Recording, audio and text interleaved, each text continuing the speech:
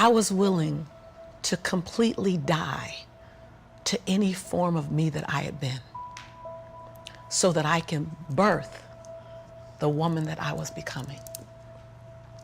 The reason why a lot of people won't become who they want is because they're too attached to who they've been.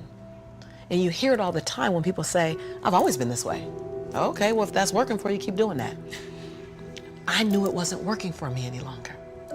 I had hit my version of rock bottom. So I was willing to let go of everything and everybody. See, another reason why people won't get there is because the doorway is for you to fit through. You're trying to carry everybody else through because you're trying to be Rescue 911.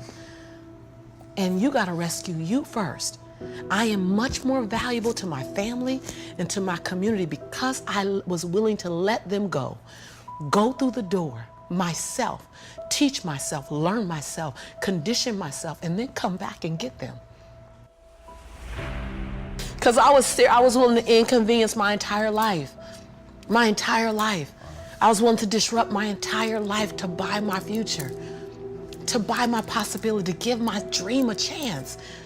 See, we're not supposed to tuck our dreams in on the pillow when we get up in the morning. We're not supposed to leave them at home and go and fulfill somebody else's dream. We're not supposed to do that. That's not what we're wired to do. That's not who we are. Your human spirit doesn't care about the economy. The human spirit doesn't care that my son's father went to prison. The human spirit doesn't care what's happened to your family. The human spirit doesn't care about the past. You may have been molested, or your family may have been broke, or you may have been betrayed, or you may have a divorce. Your human spirit doesn't care about any of that. Your human spirit simply says, what's our command for tomorrow? What do you want to create? It's not keeping score. Your brain is keeping score because your brain is designed to keep you safe. Your soul, your intuition, your human spirit is designed to make you soar. When you get to the edge, your brain will always tell you to step back. It's always going to tell you to step back because you can fall. Always. It's going to tell you to step back because before you fell, the last time you did this, you saw someone else fail. You could hurt. You could be off work. It's going to tell you. It's designed to keep you safe. So you have to be willing to play between your brain and your soul. And on some days, you got to just listen to your soul. And you got to say, I'm going to leap. I'm going to get to the edge. Most people are at the edge, and you're standing at the edge, and you're watching everyone else fly. That's Pimp My Ride, Watch My Crib, all this stuff. You know, watching people's lives on Facebook. You're at the edge, watching someone else live, wondering what it's going to be like when you jump without ever jumping. And I'm just here to tell you, jump. Because only three things can happen. You're either going to jump and fly, or you're going to jump and fall on something soft, or you're going to fall down hard. Either way, you're going to get back up. You already know you got what it takes to get back up. Your greatest fear is not that you will fall. Your greatest fear is that you will live a full life and never fly, that you never leaped. You're not afraid of dying. You're afraid of dying before the world sees who you really are, before they really get your fingerprint, before they really feel your breath, before they really get your contribution, before they really feel you. That's what you don't want to happen. You don't want to leave this place without us knowing you were here.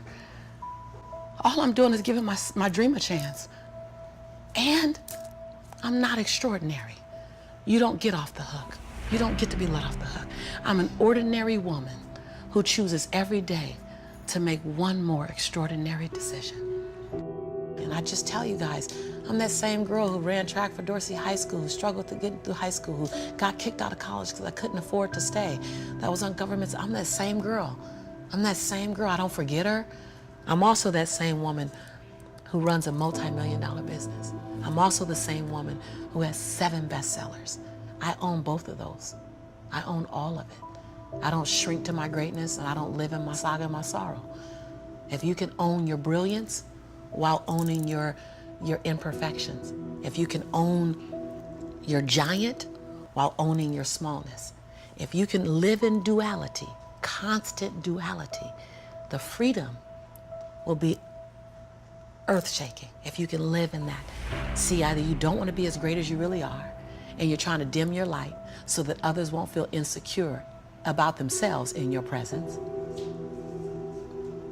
And so you keep playing at 79 watts when you know you're supposed to shine at 159 watts. And you keep checking the temperature of the room to see what the room can handle versus just giving the room you and letting them, if your light's too bright, then let them put on some shades. Can you give yourself permission to live in the duality of your imperfections and your smallness and what you're learning and what you still have to learn and your greatness and your brilliance and your light? Can you allow them to coexist and then serve them up to the world? To love you, to see you, to inhale you, to judge you, to leave you, to love you. Some of us are just as afraid of being loved as we are to be left. Can you give the world permission to leave you and love you?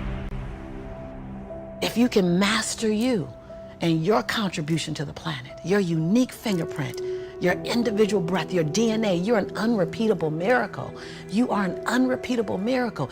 Give me some of you. Give me your uniqueness. I'm just here to disrupt everybody's norm and give them my uniqueness and hopefully inspire millions to do the same.